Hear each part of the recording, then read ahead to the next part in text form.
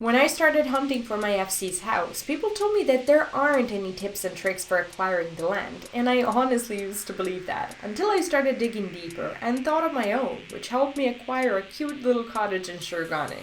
Do note that this is not a guide that will teach you the basics on how to unlock the residency areas, fire and kill for housing, what the basics of plots and house types are, how to decorate, and so on.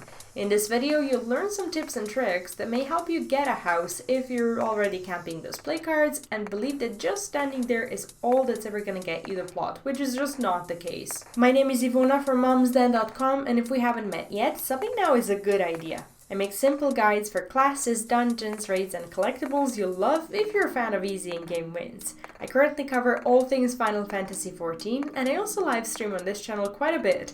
If you're looking for a great MMO community, drop by the chat and say hello to us. Every time you log into the game, make it a habit to go around all the Ethelrites to check for new available plots, and you'll know they're available if they have the land price instead of the name of the owner. It's good to have at least one of those Ethelrites as a free home point, so you spend less skill on going back and forth between them. Do this even before you log out. And if you're not too tired or in a hurry, try to walk up to those empty plots and make the purchase, because you never know. What people sometimes forget to do is to check the plots in section 31 to 60, as the button for switching them is rather inconspicuous if you don't pay attention. The plots that pop up in these board sections are usually less packed with people, so make sure to check them as you're looking at 1 to 31s. When I started house hunting, I thought that nighttime is the best time to log in and try to snatch a house. However, it turns out that so many people think the same way that the nighttime has become the norm for house hunting. After many nights of waking up at random times of the night to see if the endless packs of people have dissolved, I decided to start getting up around 6 in the morning to house camp. People who spend the night camping usually go to bed then, and the rest of the hardworking bunch goes to work in the morning or just couldn't be bothered to do it. If you want a house though, you should be bothered, as the loneliest times are between 5:30 and 10:30 am, if you can afford logging in then. Clicking while 15 other people are doing the same thing is only exciting for the first 4.5 minutes, and it becomes endlessly frustrating after then, and I don't recommend it. Late morning is when I was able to get a house, and I stood completely alone in front of a Shirogane playcard that was in a really good location too. And from my overall experience, those hours were the loneliest and with the highest chance for me to get the house. If there happens to be a crowd though, and you're determined to make it work, that's okay, but keep in mind that it's both exhausting and demoralizing to just stand there and click the whole time, knowing that the other people are doing that too. Dedicate power clicking minutes or hours if you're of the iron-willed people, and put as many clicks as you can within that time frame, even if it's 5 minutes or so. After that, take a break and come back to power clicking when you can or want to if the plot is still there. This will give you a higher chance of snatching the plot than if you show up and try to buy once every 10 minutes or so. You'd have to be incredibly lucky to make it past all the other clickers who are there the whole time in that time frame, so it's not really worth doing it in the first place. If you're getting a house for your free company, it's good for as many of you as possible to have about 4 to 5 million gil on you, so multiple people can come buy the play card and try to get it. If you only have that much on one person for one house, assuming you can fully trust your FC members, trade the money over to someone who's logging in and ready to camp, if the person currently holding the money has to go.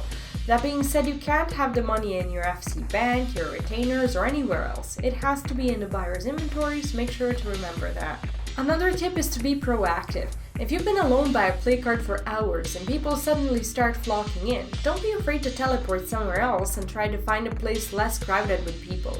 The fact that you've been there for hours doesn't mean you'll have a higher chance of snatching the plot, and it doesn't mean you somehow deserve it more. The fact that people are in one location means they're not anywhere else, and the amount of buyers in every single moment is always limited.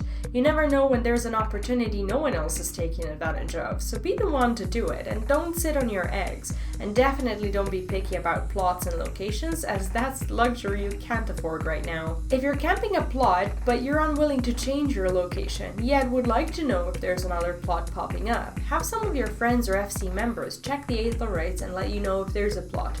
There are even some Discord communities for some data centers where a new plot gets announced when it shows up, so you can follow that. but that also means there will be a lot more people camping those same locations if they're popular. Buying a house can get a little tedious, and it doesn't necessarily have to stop you from playing the game. Queuing for your duty roulette is a good way to pass the time, and once you're out of the duty, you can just queue again while continuing to click on the play card until you're gone. Having a friend to stand there with you can also make it a lot less stressful, and it works to your advantage, as people will often get intimidated by the competition if they see more than one person standing next to the play card and will most likely move on to search for another spot. It's even better if your friend is from your FC, as that makes it look like you're both hunting for the FC house. Sometimes people can be less than nice about their house hunting activities and may try to prevent you from clicking by inviting you into a group or opening a trade. Once you begin hunting, you should type /busy in chat, which will put you in do not disturb mode, and that will prevent that from happening. By typing it in a chat once more, you'll get out of the D&D. Just remember to do that when you're done clicking. From time to time, people will simply stand in front of the play card without clicking, and you can check that by focusing them and looking at whether they're focusing the play card or not. If they target it, then stop targeting, then target again, and then stop, and so on. It means they're in full-on click mode, and you should be too. If they're not targeting anything, or have the play card targeted the whole time without actually clicking away from it and clicking again, you can be a bit more chill about clicking. But if there's no one there, you can start clicking once you see someone approaching, but before they actually do. This doesn't apply if you're countering someone relocating, as they can do it from a distance as well, but there's hardly ever a way to play around that. If you want to save a bit of energy and have an easier time, clicking vigorously only when there are active people around you who are clicking too is a fine way to do it.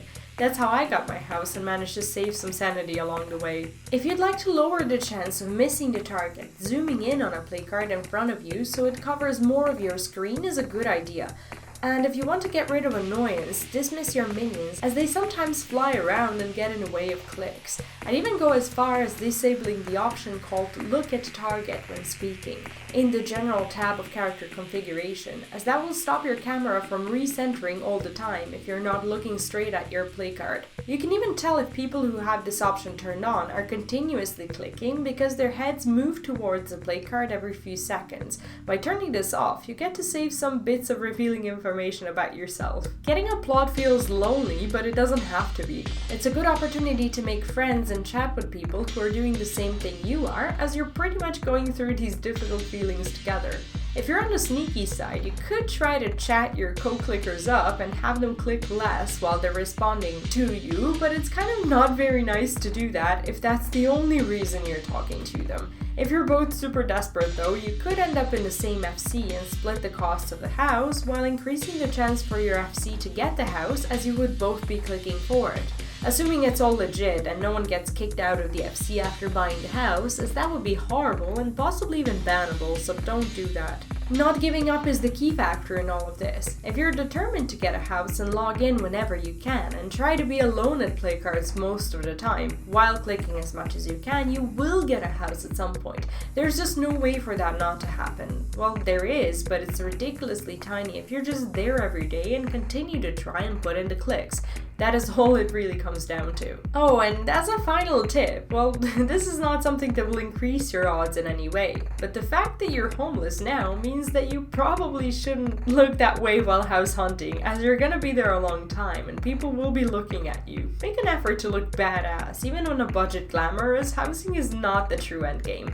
Your glamour is. And that's pretty much all I've got when it comes to the house hunting. Let me know in the comments if you have some tips or info you'd like to share, as many people will appreciate any advice they can get their hands on. Huge thanks to everyone supporting the channel here on YouTube or on Patreon, as they're keeping my IRL housing and food buffs up so that I can create content for you every day. Good luck with house hunting, and I'll see you in my next video. Bye bye.